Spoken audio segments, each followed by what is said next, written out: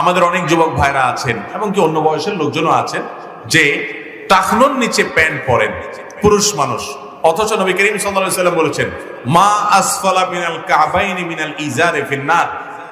যারা টাকনুর নিচে লুঙ্গি পরে বা এই লুঙ্গি জাতীয় পোশাক, লুঙ্গি জাতীয় পোশাক বলতে যেগুলো উপর থেকে ঝুলে নিচের দিকে যায়, যেমন চাদর, জুব্বা, প্যান্ট, পায়জামা, লুঙ্গি, এগুলো যদি টাকনুর নিচে চলে যায় পুরুষেরটা, তাহলে ওই অংশ জাহান্নামে যাবে। আর ওই অংশ জাহান্নামে গেলে উপরেরটা জান্নাতে যাবে তা না, এর মানে সে জাহান্নামে যাবে। এটা ভয়ঙ্কর অপরাধ ভাইরা আমার। কোন কোন হাদিসে ইজার শব্দ থাকলে অন্য হাদিসে এটা নাই। মা আসফালাল কাবাইনি ফাফিন্নার আছে, টাকনুর নিচে যা যাবে, অর্থাৎ উপর দিক থেকে যেগুলো নিচের দিকে যায় এরকম কিছু থাকলে এটা জাহান্নামে যাবে।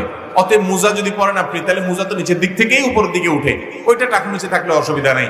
অনেক সময় দেখা যায় মোজা এবং পায়জামা একসাথে অ্যাটাচ থাকে, বাচ্চাদের থাকে, অনেক সময় ডিউটিতে বড়দেরও থাকে, এগুলো ভিন্ন কথা।